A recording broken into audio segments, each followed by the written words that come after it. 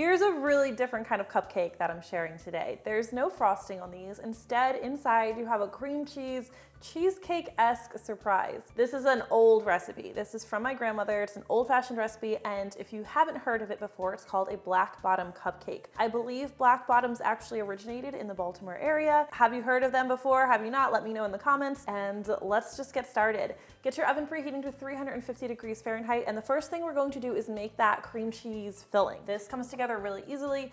You'll need 8 ounces of cream cheese. This is a brick style cream cheese, as you can see. This is really nice and soft. I like it to be super soft. That way I can just, mix it with a spoon. But if yours isn't soft enough, you can use an electric mixer. The important thing is that it's just nice and smooth and lump free. I actually even pop mine in the microwave for a couple of seconds just to make it really easy to stir. Can't always do that with cream cheese in your recipes, but you can here. Next, sugar. You need some sugar in the filling. This is 1/3 cup of granulated sugar. It's like 66 grams. So there's no frosting on top. We've got this cheesecake filling in the center. You're still ending up with way less sugar than you would on your average cupcake. I think that's like usually 4 cups of sugar in your standard cupcake recipe frosting. Let's just go ahead and mix in that sugar so that's nicely combined. Next, you're going to need 1 large egg. There's no egg in the actual cupcake mixture, just 1 in the filling. We're also going to add some vanilla extract, just 1/4 teaspoon of vanilla. Oh.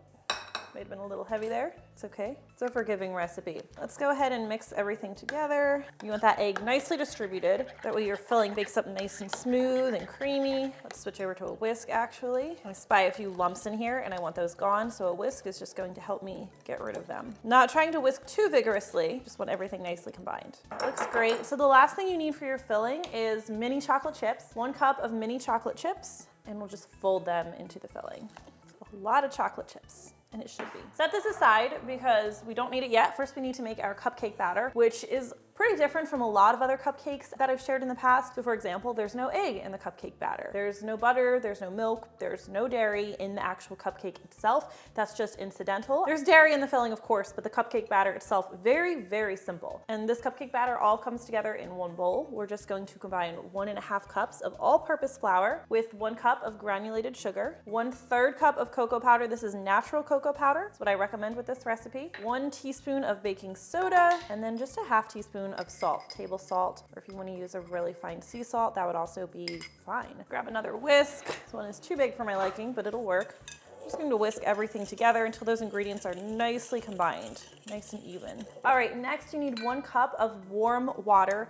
Unlike some of my recipes, it doesn't have to be super hot or boiling, just warm actually works just fine here. Then 1/3 cup of a neutral cooking oil. So usually that's canola oil or vegetable oil. You can also use avocado oil. 1 tablespoon of white vinegar. So this is just distilled vinegar, white vinegar. Add that in. And finally, 1 teaspoon of vanilla extract. I'm going to whisk everything together until this is a nice smooth batter. It's going to seem pretty liquidy, that's normal. Trying to turn everything so you can see what I'm doing here. All right, quick scrape of the sides and bottom of the bowl because I don't want to leave any dry ingredients behind. It's also the beauty of a glass bowl. You can just check. Looks pretty good. Oh, and I wanted to talk a little bit about the vinegar just because it's kind of an unusual ingredient in any cupcake recipe. So the batter itself isn't using any eggs. So instead we use vinegar and baking soda, which is going to give the cupcakes a little bit of a lift, and it's going to help give them that light kind of melt in your mouth texture without using any eggs. Now the cheesecake batter itself does have an egg, which is going to help give things a little bit of structure in these cupcakes, but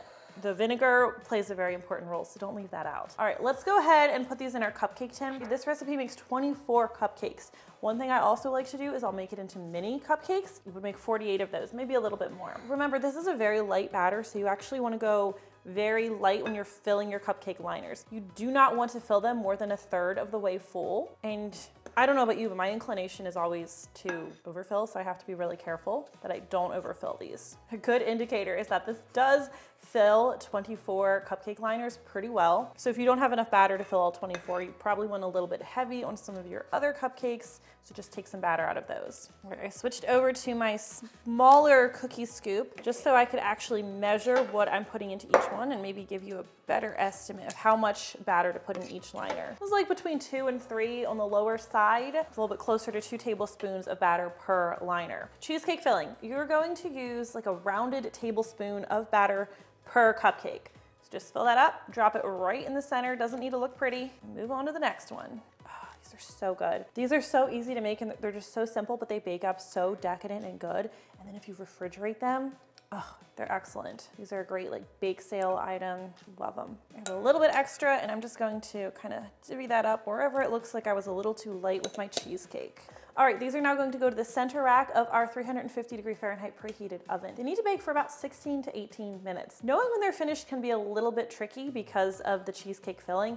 Sometimes I'll just take a toothpick and kind of insert it on the side and look for fudgy crumbs and no wet batter. That way I'm just sparing the cupcake itself and not the cheesecake. All right, so once these come out of the oven, you're going to need to let them cool. I will only let them cool in the pan for like 5 or 6 minutes, and then I'll just carefully remove them to a cooling rack to cool completely. Something about cupcakes is if they cool for too long in the pan, the bottoms can get kind of greasy or oily or just wet. So I don't like to let them cool completely in the pan if I can help it. Once you've pulled them out of the cupcake tin, they're still going to be pretty warm. You should let them cool. Generally, I say you should let them cool to room temperature before you enjoy them. But like, are they good warm? Yes, they're just messy warm. Am I about to eat one warm? Yes, absolutely. Once they've cooled down completely, my recommendation to you is to put them in an airtight container, put them in the fridge. I mean, there's cheesecake in the center anyway, and let them get nice and cold. They are so fudgy and melt in your mouth, and they're just so good cold. In my opinion, if you like some warm, you can decide for you what works best. All right, let's open one up. Again, it's warm, so they're a little bit messier when they're warm. I'm just gonna cut right in half. Ta-da! Oh my goodness.